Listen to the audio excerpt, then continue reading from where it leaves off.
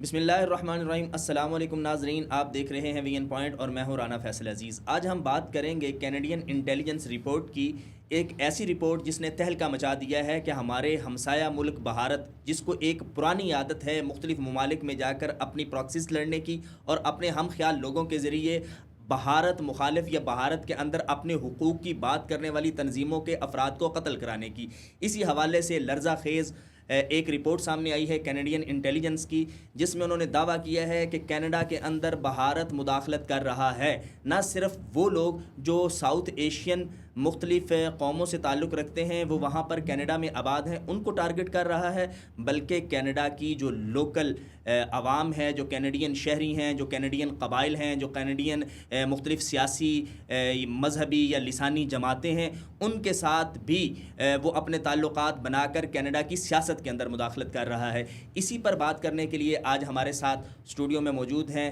Senior تجزیہ کار آفتاب نذیر صاحب، جو بھارت کی ان حرکتوں پر، بھارت کی پراکسیز پر ایک گہری نظر رکھے ہوئے ہیں۔ آج ہم ان سے بات کرتے ہیں اسی رپورٹ کے حوالے سے۔ بہت شکریہ جی آفتاب صاحب۔ یہ بتائیے کہ آپ نے کینیڈین انٹیلیجنس رپورٹ جو انہوں نے سالانہ شائع کی ہے، اس میں انہوں نے بھارت پر جو سنگین الزامات عائد کیے ہیں، آپ اس کو ان کو کس نظر سے دیکھتے ہیں؟ وہ محض الزامات ہیں یا اس کے ٹھوس شواہد بھی موجود ہیں؟ دیکھیے جی، CSIS کی جو سالانہ رپورٹ ہے، یہ انٹیلیجنس رپورٹ کی آپ بات کر رہے ہیں، اس میں حبیب سنگھ نجار کے قتل کے معاملے میں گفتگو کی گئی۔ وہ رپورٹ پبلک بھی ہو چکی ہے اب تو، اور یہ وہ پیپرز ہیں جس نے دنیا کو بھارت کا وہ مکروہ چہرہ دکھایا جو ہم 7 دہائیوں سے کہتے آ رہے ہیں کہ یہ کمینہ دشمن ہے۔ اب جو ہندوتوا کے نظریات ہیں، 2014 سے مودی یہی کوشش کر رہے ہیں کہ وہ نظریات پہلے جو بھارت میں انہوں نے جس طرح گجرات میں کیا، احمد آباد میں کیا، ان نظریات کو وہاں نافذ کریں، اور اس نفاذ کے بعد جو ان کا ایک نظریہ ہے وہ چاہ رہے ہیں کہ اس کی توسیع ہو۔ وہ یعنی جو ان کی سیاست کی ابتدا ہے گجرات کے مظالم سے شروع ہو کر اپنا جو انہوں نے دنیا میں ایک تعارف اور شناخت گجرات کے فسادات سے کروائی، اس کو اب وہ اپنی طاقت کا استعمال کرتے ہوئے پوری دنیا کے اندر اسی طرح کر رہے ہیں۔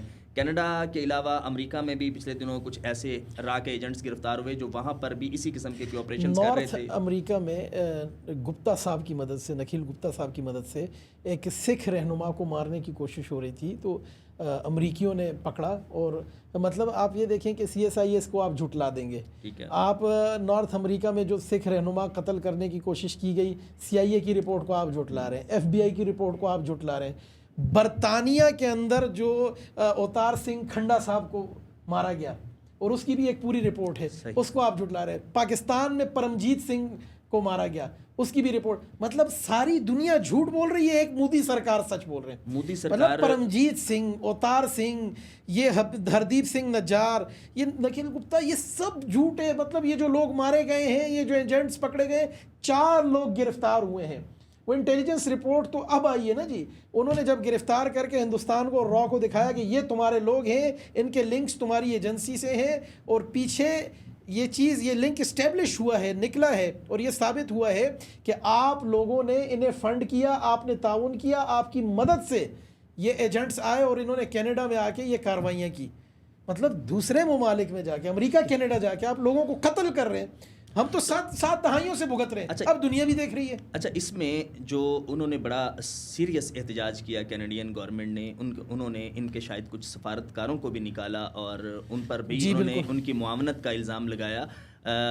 اس کے علاوہ پاکستان کے اندر انہوں نے اس طرح کی بے شمار حرکتیں کی۔ ہم تو چلیں روٹین کے اس کے دشمن ہیں، ہمارے الزامات کو تو وہ سیریس ہی نہیں لیتا نا۔ اب یہ دنیا کی بڑی طاقتیں ہیں، اور ان ممالک کے اندر جا کے بھی اگر وہ اس طرح کی حرکتیں کر رہے ہیں، ہماری نہ صحیح، اب یہ بڑی خطرناک رپورٹ ہے۔ ایسے ایسے سنگین الزامات انہوں نے بھارت کے اوپر لگائے ہیں، اور حالانکہ مودی صاحب تازہ وہاں سے ہو کر بھی آئے ہیں، اور اس کے بعد بھی وہاں پر سکھ کمیونٹی جو تھی انہوں نے شدید تنقید کا نشانہ بنایا، احتجاج کیے، اور قاتل مودی قاتل کے انہوں نے نعرے لگائے۔ اس پر آپ کیا کہتے ہیں کہ یہ جو وہاں سے سفارتکار نکالے گئے، اس پر ان دونوں ممالک کے درمیان ڈیڈ لاک ہے یا؟ دیکھیے، یہ سفارتکار کو نکالے 2 سال ہو گئے ہیں۔ ٹھیک ہے۔ جب برطانیہ کے جو سابق وزیر اعظم جسٹن ٹروڈو صاحب، انہوں نے جب ساری چیزیں ثابت ہوئی اور ہندوستان کوئی کوآپریشن نہیں کر رہا تھا، کوئی انٹیلیجنس شیئرنگ نہیں کر رہا تھا، کوئی تفتیش میں معاونت نہیں کر رہا تھا، جو اس کی عادت ہے. پہلگام واقعے پہ آپ دیکھ لیں، ہم کہتے آ رہے ہیں پوری دنیا کو علل اعلان کہہ رہے ہیں، آن کیمرہ آپ نے کہا، میں نے کہا، سب نے، ہر پاکستانی نے کہا، ہمارا ایک درد ہے کہ بھائی انسان مارے گئے ہیں، زیادتی ہوئی ہے، آپ آئیں. ہماری وزارت خارجہ نے کہا، ہماری انٹیلیجنس ہے، ہماری ہر طرح سے ہم نے آفر کیا کہ ہم تفتیش میں آپ کا ساتھ دیتے ہیں، آپ انکوائری کریں، ذرا پتہ تو لگائیں انہیں مارا کس نے.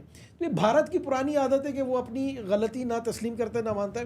تو اب جب سارے ثبوت نکل آئے تو ان کے پاس پھر آخری حربہ یہ تھا کہ سفیر کو ملک بدر کر دیا جائے. اور کسی ملک کے لیے ڈپلومیٹکلی یہ تھپڑ ہوتا ہے، بہت بہت بہت بڑی انسلٹ ہوتی ہے کہ آپ کے سفیر کو ملک بدر کر دیا جائے، نکال دیا جائے. انسلٹ اس کی ہوتی ہے جو اپنے لیے کوئی عزت کا مقام رکھتا ہو. مودی صاحب تو یہ طے کر چکے ہیں کہ پوری دنیا سے انہوں نے ذلتیں جو ہے نا وہ اپنے لیے کھینچ رانا کے صاحب، آپ مودی صاحب کا بیہیویئر تو چیک کریں. کوئی ڈپلومیٹک نارمز نہیں ہے، کوئی ایتھیکیٹس نہیں ہے، جا کے جھپیاں مار رہے ہیں، اس طرح سے مل رہے ہیں. آپ فرانس گئے ہیں، کیا کر کے آ گئے ہیں. نہ بولنے کا طریقہ آ رہا ہے، نہ گفتگو کا سلیقہ ہے، نہ محفل میں بیٹھنے کے آداب ہیں. پتہ نہیں وہ چائے والا جب وزیر اعظم بنے گا، کٹنگ کٹنگ کٹنگ کٹنگ، تو پھر یہی ہوگا. ابھی یہ جو الزامات بھارت پر لگے ہیں اور ثبوت بھی فراہم کیے ہیں کینیڈین انٹیلیجنس ایجنسی نے، اب یہ فرمائیں کہ کیا اقوام متحدہ اور دیگر عالمی قوتیں جو ہیں وہ اس پر بھارت کو کوئی نکیل ڈالیں گی، کوئی لگام ڈالیں گی، کوئی اس سے سوالات کریں گی، یا کہ اسی طرح معاملہ چلتا رہے گا؟ ان الزامات کو کیا وہ حقیقی طور پر انہوں نے قبول کیا ہے، اور اس پر اگر کیا ہے تو کیا پیش رفت ہے؟ میں یہ سمجھتا ہوں کہ دنیا کو اب سنجیدگی کے ساتھ بھارتی پراکسیز کو لینا ہوگا. انڈین پراکسیز جہاں جہاں ہیں ہم تو بھگت ہی رہے ہیں، بی ایل اے کی صورت میں، بی ایل ایف کی صورت میں، سندھو دیش لبریشن والے ہو گئے، اس طریقے سے دیگر ہو گئے. پھر اس طرف آپ آ جائیں کے پی کے میں فتنۃ الخوارج کو دیکھ لیں، اور پھر ان سب کو اگر ملائے تو فتنۃ الہندوستان جو ایک بن چکا ہے. تو ہم سب تو بھگت ہی رہے، لیکن دنیا کو اب ان پراکسیز سے بھگتنے کے لیے کوئی اسٹریٹجی بنانی ہوگی، کوئی ایسا متفقہ لایا عمل بنانا ہوگا کہ اسے وہاں روکا جائے، اس کے آگے بند باندھا جائے، اسے یہ ریئلائز کرایا جائے. لیکن اس کے ساتھ ساتھ بھارت کے اندر سے بھی ایک تبدیلی کی آواز اٹھ رہی ہے. بھارت کے اندر اس وقت 70 تحریکیں ہیں جو آزادی کی اٹھ کھڑی ہوئی ہیں.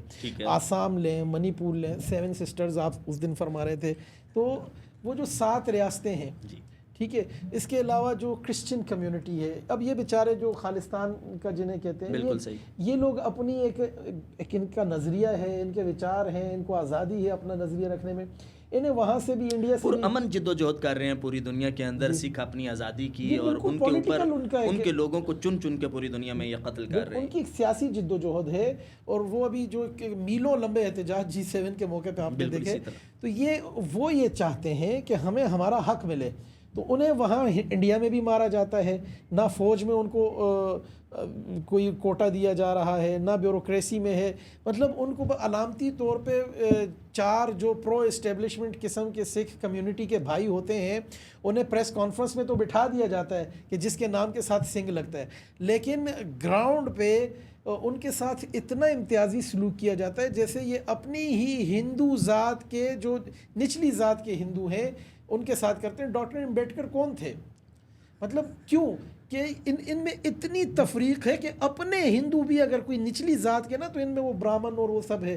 یہ تو ہمارے آنا ہے کہ کوئی وقت کا بادشاہ ہے اور کوئی اس کا ملازم ہے، تو دونوں ایک صف میں کھڑے ہو کے جمعہ محمود ایاز، لیکن ان کے یہاں بڑی تفریق ہے. اور اس طبقاتی تفریق کو وہ پھر اپنے پورے معاشرے پہ بھی، اور پھر اب وہ توسیع دے رہے ہیں. تو دنیا کو اس کے آگے بند باندھنا ہوگا اور ان کی پراکسیز کو روکنا ہوگا. جو بھارت پوری دنیا میں اپنے آپ کو عالمی جمہوریت اور سب سے بڑی جمہوریت کا چیمپئن کہتا ہے، چیمپئن کے حالات یہ ہیں کہ وہاں پر کسی بھی اقلیت کو، نہ صرف مسلمانوں کے معاملات نہیں، مسلمانوں کے تو آئے روز ہم دیکھتے ہیں کسی کو چھری سے کاٹ رہے ہیں، کسی کو تلوار سے کاٹ رہے ہیں، اور ان کو ذبح کر رہے ہیں، اور ان سے اپنے مذہبی نعرے لگوا رہے ہیں، اللہ رسول کی توہین کرنے پہ ان کو مجبور کر رہے ہیں.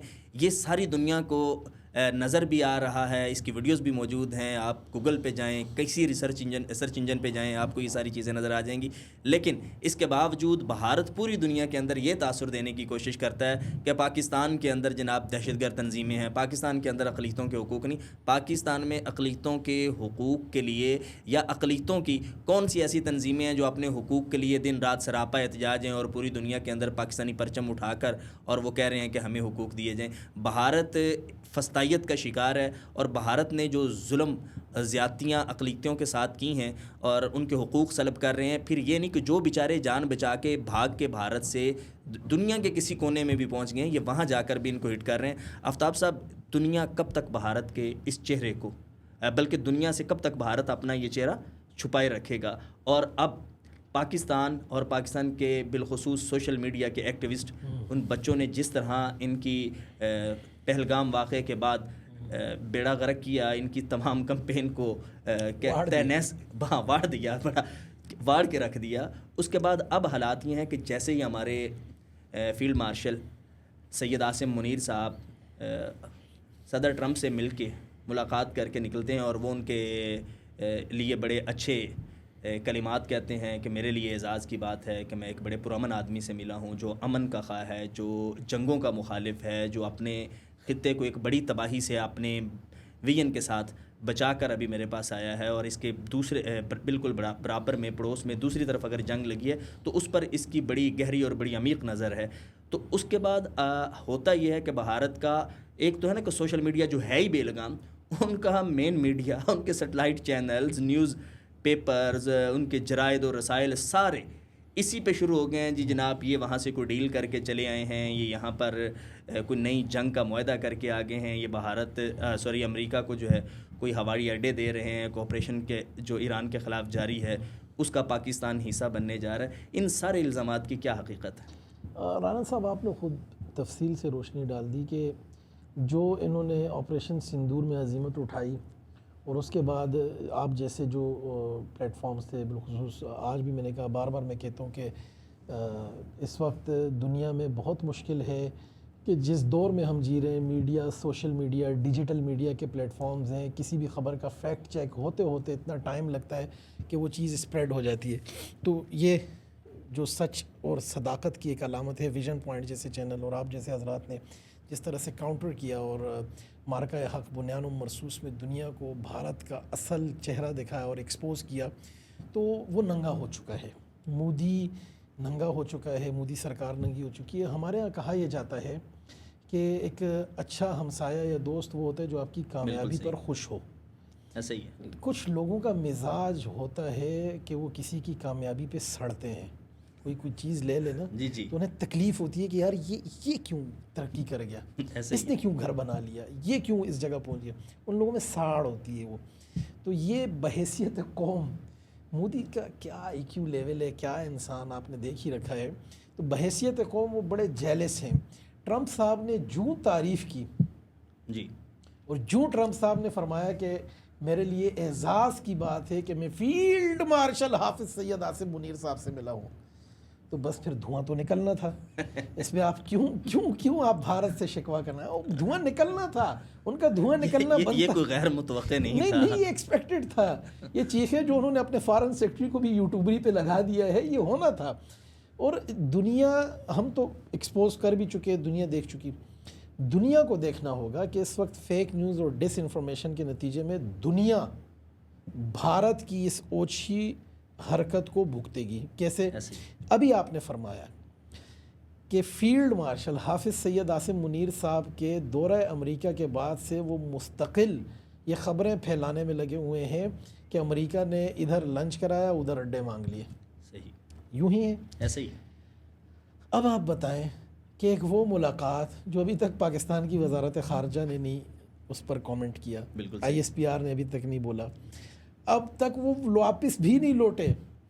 DG ISI ڈاکٹر عاصم ملک صاحب، حافظ عاصم منیر صاحب، فیلڈ مارشل حافظ سید عاصم منیر صاحب اور ٹرمپ کے درمیان ایک بند کمرے میں ہونے والی ملاقات، وہ انڈینز کلیم کر رہے ہیں کہ انہیں پتہ چل گئی، اور اپنا حال یہ ہے کہ گھر کے واش روم تک کا پتہ نہیں ہے، استنجا کرنے کے لیے پانی نہیں، باپ کا نام سمندر خان۔